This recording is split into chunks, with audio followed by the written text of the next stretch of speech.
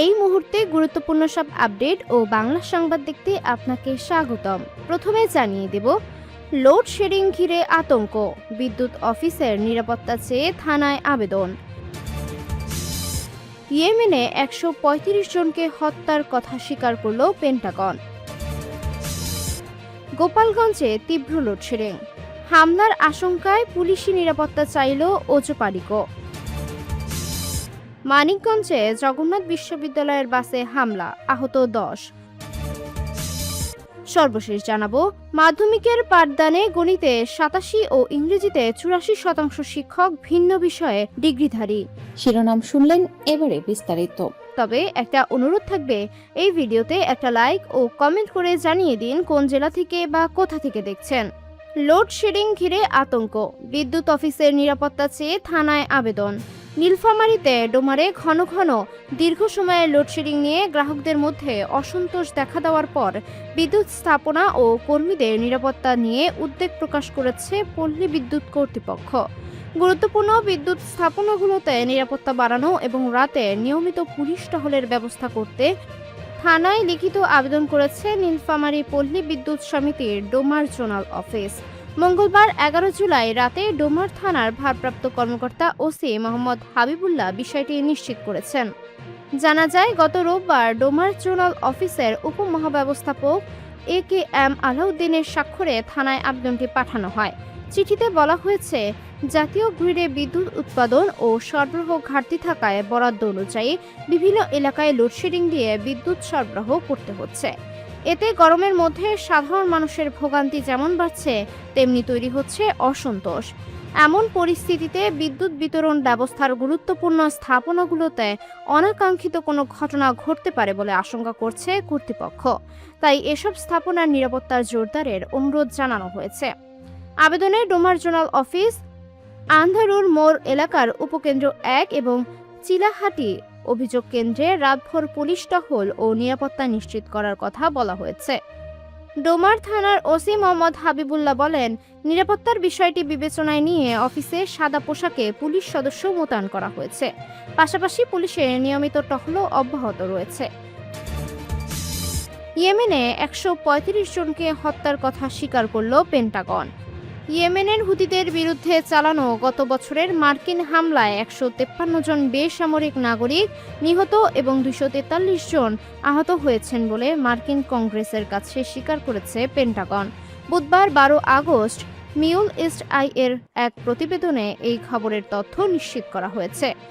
সোমবার মার্কিন সেনেটের সশস্ত্র পরিষেবা কমিটির কাছে পাঠানো 12 পৃষ্ঠার একটি প্রতিবেদনে পেন্টাগন গত বছরের এপ্রিল মাসের 3টি পৃথক ঘটনার বিস্তারিত তুলে ধরে। প্রতিবেদনে জানা যায়, 2025 সালের 6 এপ্রিল সেনায় মার্কিন হামলায় 5 জন বেসামরিক নাগরিক নিহত হন। এর কিছুদিন পর 17 এপ্রিল রাস ইসা বন্দরে হামলায় 80 জন প্রাণ হারান এবং এপ্রিলের শেষের দিকে পরিচালিত অন্য এক হামলায় আরও 47 জন নিহত হন। পেন্টাগনের পক্ষ থেকে জানানো হয়েছে, বেসামরিক হতাহতের আরও 15টি ঘটনা বর্তমানে পর্যালোচনাধীন রয়েছে। গোপালগঞ্জে তীব্র লোডশেডিং, হামলার আশঙ্কায় পুলিশি নিরাপত্তা চাইল ওজপাড়িকো। গোপালগঞ্জ শহরে তীব্র লোডশেডিংয়ের চরম ভোগান্তিতে পড়েছেন গ্রাহকেরা। দিন ও রাতে ঘন ঘন বিদ্যুৎ সরবরাহ বন্ধ রাখতে হচ্ছে। কোনো কোনো এলাকায় 1 ঘন্টা পরপরও বিদ্যুৎ বন্ধ রাখতে হচ্ছে বলে জানিয়েছে West zone power distribution company. এই অবস্থায় লোডশেডিং নিয়ে গ্রাহকদের ক্ষোভ থেকে ওজপাড়িকোর দপ্তর, উপকেন্দ্র বা কর্মকর্তা কর্মচারীদের ওপর হামলার আশঙ্কা করছে সংস্থাটি। এই কারণে নিজেদের স্থাপনা ও কর্মকর্তা কর্মচারীদের নিরাপত্তা নিশ্চিত করতে গোপালগঞ্জের পুলিশ সুপারের কাছে চিঠি দিয়েছে ওজপাড়িকো। মঙ্গলবার 11 আগস্ট ওজপাড়িকোর গোপালগঞ্জের নির্বাহী প্রকৌশলীর মঈন উদ্দিন স্বাক্ষরিত ওই চিঠিতে দপ্তর ও বিদ্যুৎ স্থাপনাগুলোর নিরাপত্তা জোরদার এবং নিয়মিত পুলিশ টহলের ব্যবস্থা করার অনুরোধ জানানো হয়।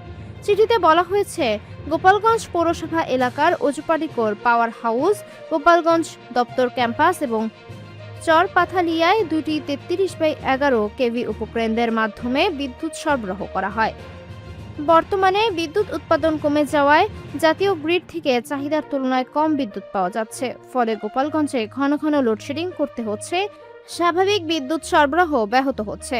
অজুবারিকর আশঙ্কা, দীর্ঘ সময় লোডশেডিং চলায় গ্রাহকদের মধ্যে অসন্তোষ ও ক্ষোভ তৈরি হতে পারে। এ পরিস্থিতিতে কেউ দপ্তর, বিদ্যুৎ স্থাপনা বা কর্মকর্তা কর্মচারীদের সঙ্গে অনাকাঙ্ক্ষিত আচরণ করতে পারেন, এমনকি নাশকতার ঘটনাও ঘটতে পারে।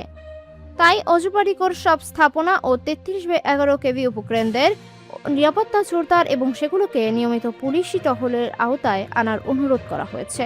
মঙ্গলবার রাত 8:45টার দিকে নির্বাহী প্রকৌশলী মাইন উদ্দিন বলেন, দিনে গোপালগঞ্জে বিদ্যুতের চাহিদা 12 থেকে 14 মেগাওয়াট। এর বিপরীতে প্রায় 9 মেগাওয়াট সরবরাহ পাওয়া যাচ্ছে। রাতে চাহিদা বেড়ে প্রায় 18 মেগাওয়াট হলেও তখন 12 থেকে 14 মেগাওয়াট বিদ্যুৎ পাওয়া যায়। তিনি বলেন, শিক্ষা প্রতিষ্ঠানে পরীক্ষা চলায় এবং হাসপাতালের রোগীদের বিষয়টি বিবেচনায় নিয়ে সেখানে নিরবিচ্ছিন্ন বিদ্যুৎ সরবরাহের চেষ্টা করা হচ্ছে। ফলে বিদ্যুতের ঘাটতি সামাল দিতে কোনো কোনো এলাকায় 1 ঘন্টা পর পর বিদ্যুৎ বন্ধ রাখতে হচ্ছে। মানিকগঞ্জে জগন্নাথ বিশ্ববিদ্যালয়ের বাসে হামলা, আহত 10। মানিকগঞ্জের সিংগাইরে জগন্নাথ বিশ্ববিদ্যালয়ের শিক্ষার্থীদের বহনকারী কালীগঙ্গা বাসে হামলা ও ভাঙচুরের ঘটনায় অন্তত 10 জন আহত হয়েছেন।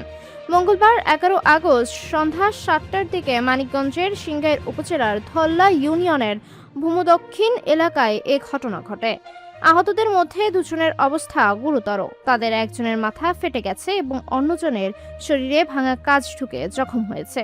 প্রত্যক্ষদর্শী ও সংশ্লিষ্টদের সঙ্গে কথা বলে জানা গেছে, জগন্নাথ বিশ্ববিদ্যালয়ে ঢাকা মেট্রো 140194 নম্বরের কালীগঙ্গা বাসটি শিক্ষার্থীদের নিয়ে সিংগাইরের দিকে যাচ্ছিল। পথে সাভারের হেমায়েতপুর এলাকায় একটি অটোরিকশার সঙ্গে বাসটির ধাক্কা লাগে।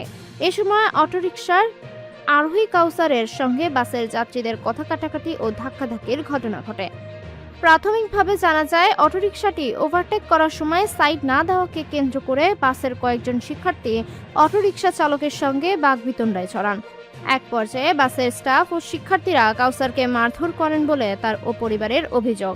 পরে বাসটি ভূমদক্ষিণ এলাকায় পৌঁছালে কাউসার কয়েকজন সহযোগী নিয়ে বাসটির উপর হামলা চালান বলে স্থানীয় সূত্রে জানা গেছে। মাধ্যমিকের পাঠদানে গণিতে 87 ও ইংরেজিতে 84% শিক্ষক ভিন্ন বিষয়ে ডিগ্রিধারী।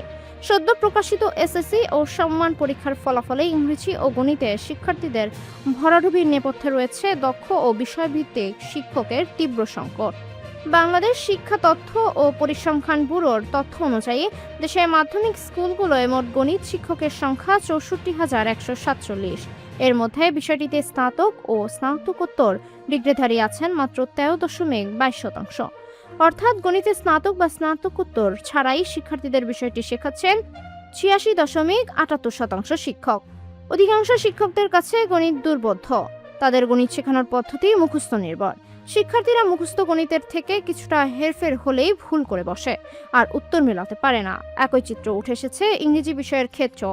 মাধ্যমিক স্কুলগুলোয় মোট ইংরেজি শিক্ষকের সংখ্যা 60,857 জন। তাদের মধ্যে ইংরেজি স্নাতক বা স্নাতকোত্তর ডিগ্রিধারী মাত্র 9,376 জন বা 15.4%।